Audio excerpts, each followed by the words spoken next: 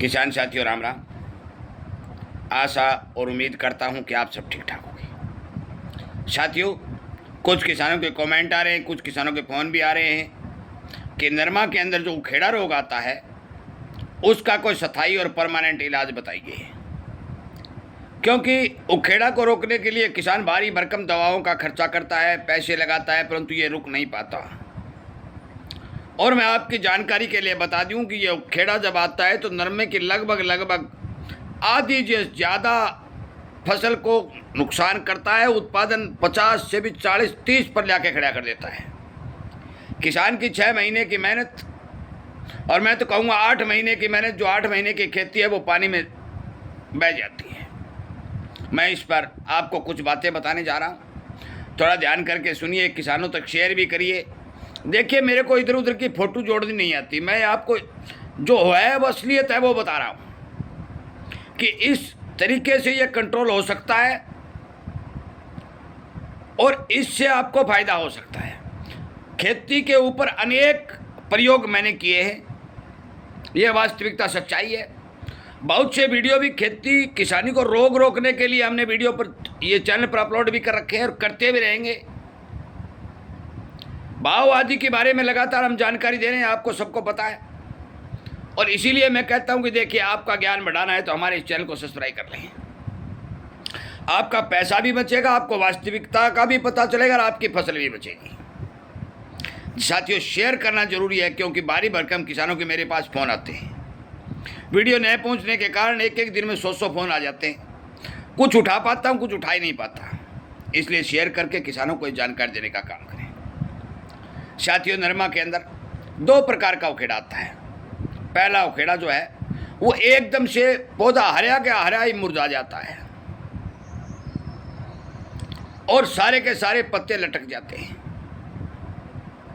साथियों, उसको कहते हैं बिल्ट, जो एकदम से पूरे खेत में आती है।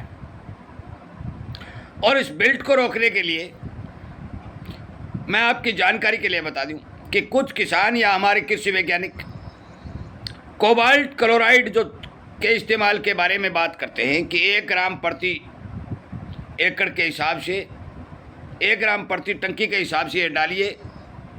1 ग्राम प्रति टंकी, क्योंकि ये दवाई खतरनाक होती है। 20 लीटर की जो टंकी होती है उसमें डालिए और अपने नरमा की फसल पर 24 घंटे के अंदर अंदर स्प्रे कर दीजिए, आपको फ़ायदा होगा। परंतु साथियों, मैंने भी किया है, किसानों से करवाया भी है। इस कोबाल्ट क्लोराइड का बिल्ट के ऊपर बहुत कम रिजल्ट देखने को मिलता है। मैं तो कहता हूँ ना के बराबर देखने को मिलता है। इस रोग का इससे कोई निजात नहीं है, जो एकदम पौधा मुरझा जाता है। कहते 24 घंटे के भीतर, भाई हमने ये भी देख लिया कि 2 घंटे के अंदर अंदर ही जो मुरझाता हुआ दिखाई दिया, स्प्रे की, परंतु रिजल्ट नहीं मिले।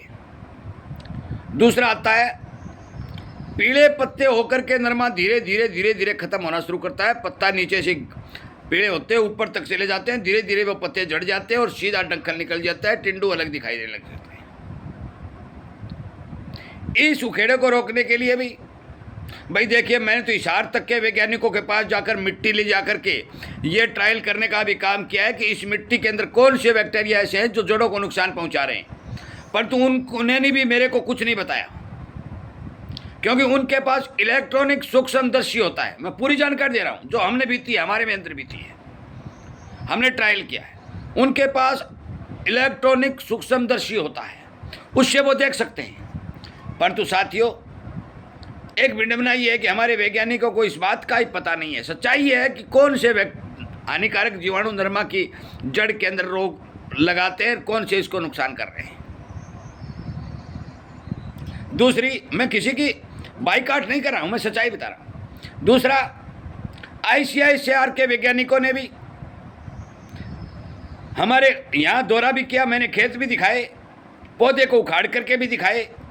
उन्होंने क्लियर कहा अगर नीमाटोड है, जड़ 1 फुट की लंबी जड़ नहीं गई। भाई देखिए, बीटी नरमा की तो जड़ कभी 1 फुट जाती भी नहीं, क्योंकि उनके पास कोई इलाज था ही नहीं। सच्चाई है, और होता तो वो अब से करवा लेते, क्योंकि ये लंबे समय से ये जो है नरमा के अंदर उखेड़ा नुकसान कर रहा है। परंतु साथियों, हमने अब 4-5 वर्ष से लगातार जो ट्रायल किए हैं उसके हिसाब से मैं इसका इलाज बताने जा रहा हूँ। मैं आपकी जानकारी के लिए बता दूँ, चाहे कोई किसान ड्रिप से पानी लगाता हो, चाहे कोई फुहारा सिस्टम से लगाता हो, और चाहे कोई खुले नक्के से पानी लगाता हो, भाई अब जो पानी लगा रहा किसान है, अब से जो पानी लगाएगा आगे किसान, वो अपने नरमा में पाउडर फॉर्म वाली 80% सल्फर का इस्तेमाल यूरिया के साथ करना शुरू कर दे। 2 किलो प्रति एकड़ और 5 किलो प्रति हेक्टेयर। यदि आप 2 पानी लगा रहे हो, 3 लगा रहे हो, 4 लगा रहे हो, या जितने भी पानी आप 1-2 लगा रहे हो, आगे आने वाले समय में फाड़ का वक्त है, nitrogen plus sulphur 80% powder form वाले जो कटेक्स फंगिसाइड का काम करती है, चाहे आप नक्के में घोल के इसके जड़ों में चलाओ, चाहे आप छिड़काव करके, क्योंकि यूरिया के ऊपर आप सल्फर को चिपका करके छिड़काव करके ऊपर से फुहारे चला सकते हैं, तो वो जड़ों तक, भाई जान ही जड़ों तक चाहिए। ये नहीं है कि आप सल्फर ऊपर रह जाएगी, नाइट्रोजन नीचे चली जाएगी, परंतु उस सल्फर को भी ज़मीन में ले जाना है, जिस तरह भी आप भेज सकते हो। यदि आप 2-3 बार इस तरह के नाइट्रोजन प्लस सल्फर के घोल को अपने पौधों की जड़ों में पहुंचाने में कामयाब हो जाते हैं, तो साथियों आपको इस रोग से बहुत ही कम नुकसान होने की संभावना दिखाई देगी। बहुत कम नुकसान होगा, मैं क्लियर कर देता हूँ। यह पक्का कंट्रोल होगा। खर्चा दवाई से कुछ नहीं होने वाला। जितनी मर्जी फंगिसाइड डाल लीजिए, बाजार से महंगी ले आइए, रुकेगा नहीं। एक बार हो सकता है थोड़ा बहुत असर दिखाई दे, बाकी नहीं रुकेगा। परंतु हम नरमा की फसल में हर 15 दिन में पानी देते हैं, या 14 दिन में देते हैं, या 20 दिन में देते हैं।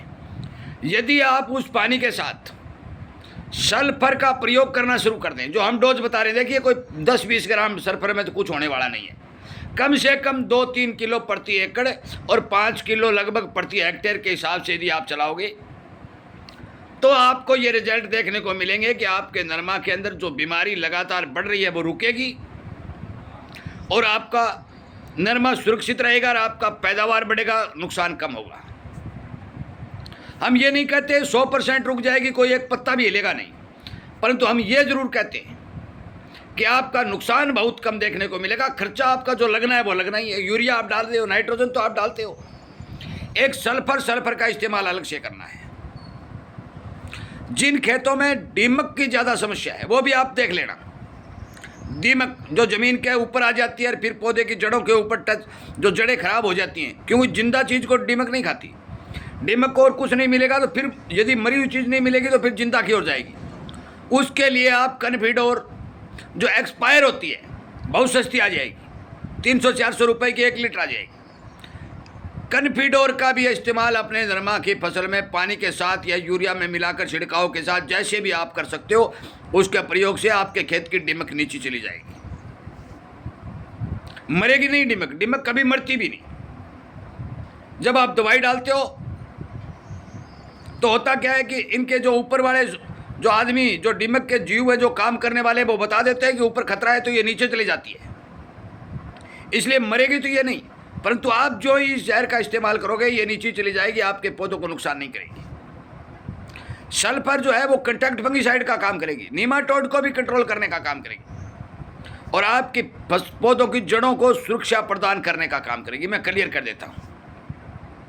जो किसान भाई इस फार्मूले को अपनाएगा, कोबाल्ट क्लोराइड है, कार्बोडिजम है, ब्लूटॉक्स है, जो कॉपरऑक्सोक्लोराइड है, जब बहुत से फंगिसाइड हो, आप बाजार में जाओगे तो आपका थैला ही भर दिया जाएगा, परंतु रिजल्ट किसी का नहीं आएगा। ये बता दूँ, रिजल्ट आएगा तो इस चीज़ का आएगा, यूरिया, सल्फर, कन्फिडोर, जो दीमक के लिए, फंगिसाइड के लिए, नाइट्रोजन आपके पौधों की आवश्यकता जो फाड़ फर पर होती है खुराक के लिए।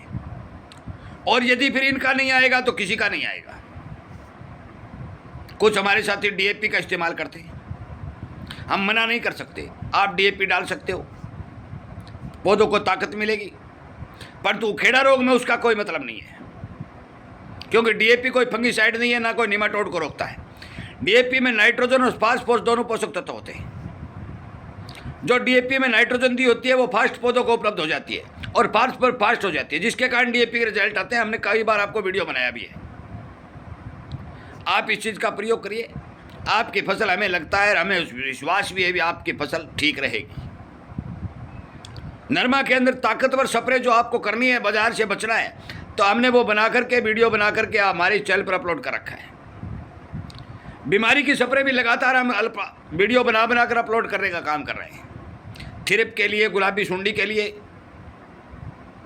हरा तेला के लिए, अनेक तरह की वीडियो और जानकारी हमारे चैनल पर चल रही है। वो आप सुन सकते हैं, अपना ज्ञान बढ़ा सकते हैं और अपना नरमा की फसल को बचा सकते हैं। वीडियो सुनने के लिए, शेयर करने के लिए और सभी किसान साथियों का हमारी बातों पर विचार करके अपने खेत में प्रयोग करने के लिए मैं स्वागत और धन्यवाद करता हुआ इस वीडियो को विराम देता हूं। उम्मीद करूंगा कि इस किसान की अपील को आप जरूर आजमाएंगे और अपनी फसल को बचाएंगे। आपका बहुत बहुत धन्यवाद।